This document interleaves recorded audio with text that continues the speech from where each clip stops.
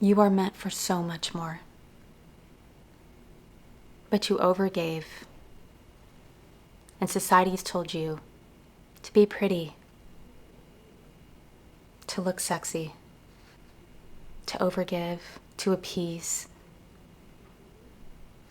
And now you're in a long-term commitment.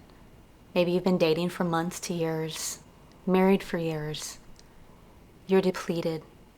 You're exhausted. You're anxious. And you don't know why.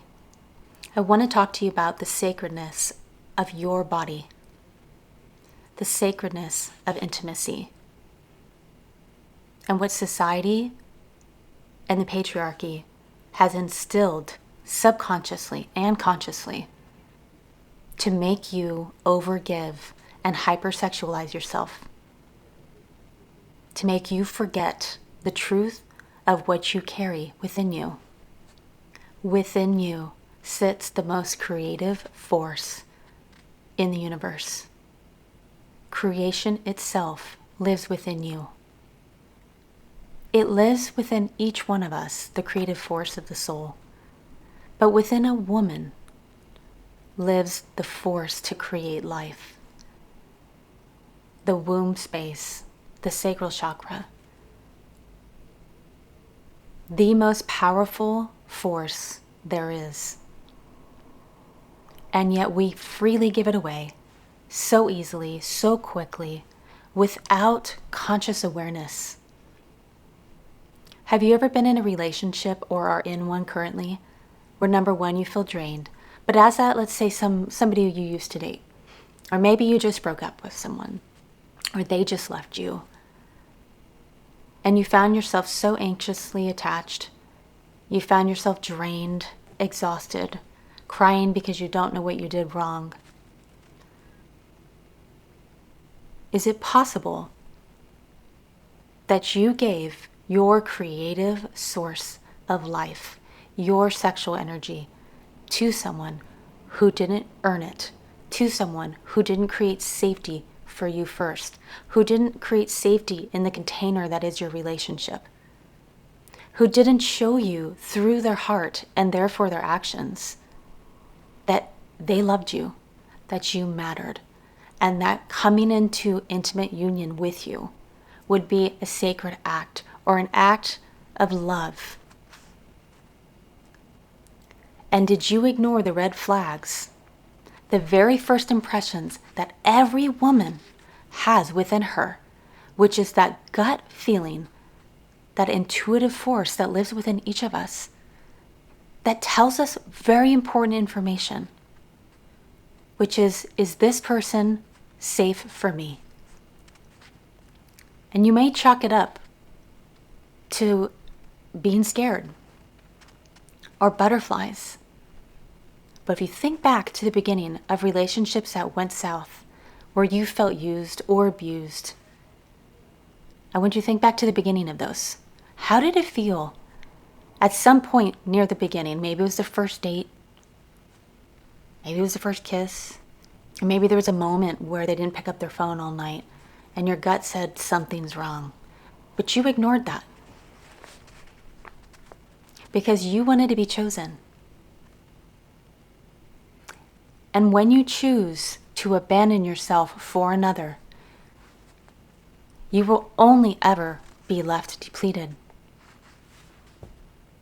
And when we are in that program, we will consistently attract those who will be drawn to our creative force out of alignment from the heart and strictly down into the lower extremities and be wanting to use that as a way to hit dopamine, as a way to feel better, to use you for their own gratification, not in alignment, not in love.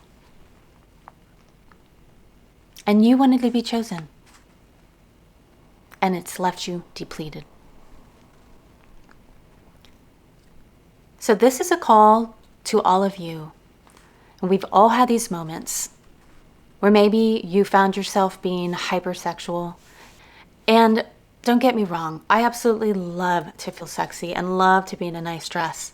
But we have to balance that with what we are going to be telling the other gender about what's important to us.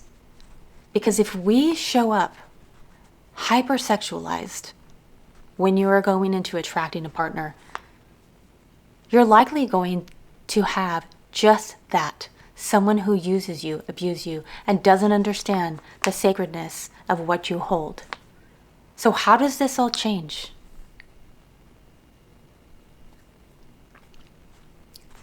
I want to tell you about some of my work I've done, intuitive work, and what I've seen within women's wombs.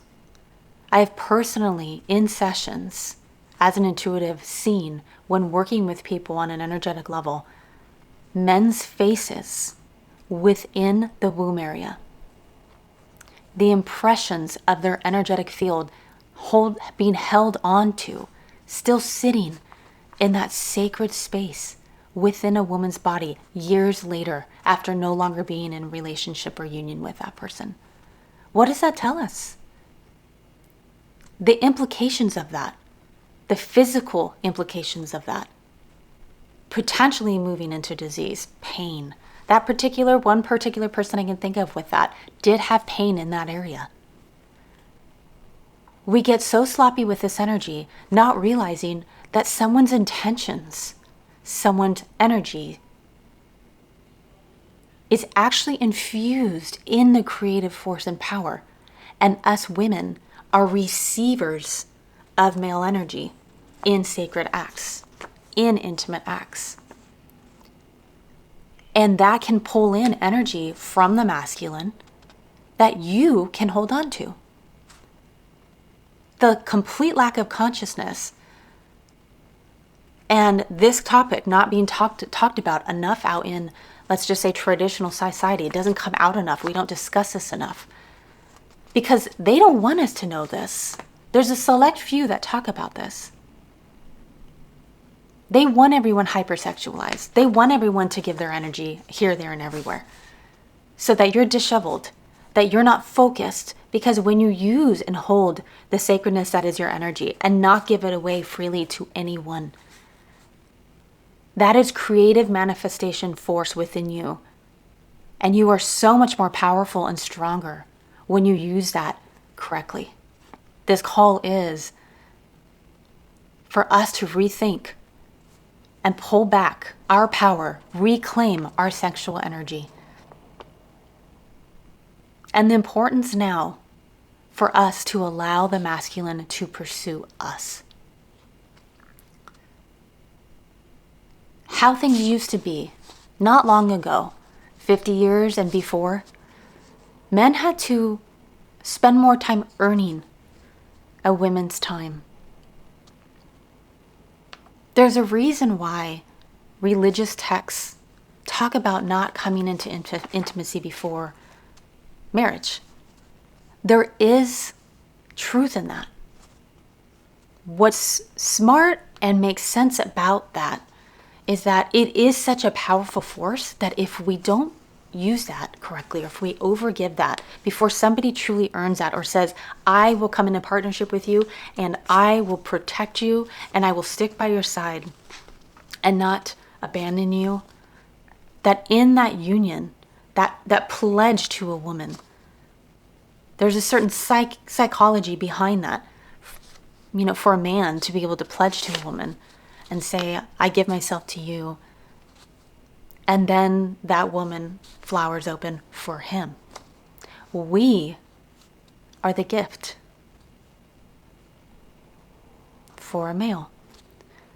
We create life. We need to take back our power. Let men earn you. And there are good men out there, smart men, that are figuring this out and deciding to come now speak on social media and platforms about this very thing. Discussing how when a woman has strong boundaries, when a woman knows her worth, when a woman doesn't give her body easily, that male knows, she knows her value. And that is highly attractive to the right male. If they have good intentions, they will pursue you even stronger. But if you are a pick-me and self-abandon in the name of being chosen, you will only ever get someone who doesn't really honor you and worse, likely won't ever respect you. Because you were nothing to ever earn. And it doesn't sound good to say earn, but there is an appropriate energy exchange with the way humans were created. It's all throughout nature. We see that throughout a lot of nature. You know, the male's throwing up the peacock, or flapping in front of the woman to get her attention, right? Humans have got it all wrong right now. But us females, we are rising right now. And I call you to remember who you are, the sacredness that is you. Not to give and let someone take from you who is not giving in love and in equal exchange. Reclaim your power, reclaim your love, and watch as others will be drawn to you in all the right ways and in love when you're in that space. Thank you for joining me. I hope you enjoyed this video. I love talking about this. Super important. Please subscribe and join me on this channel if you like this content. In the coming months, I'm going to be opening and creating a safe space for women to come together in love, to heal, to reclaim. And that is what I am calling and inviting women like me to do. Here's your liberation.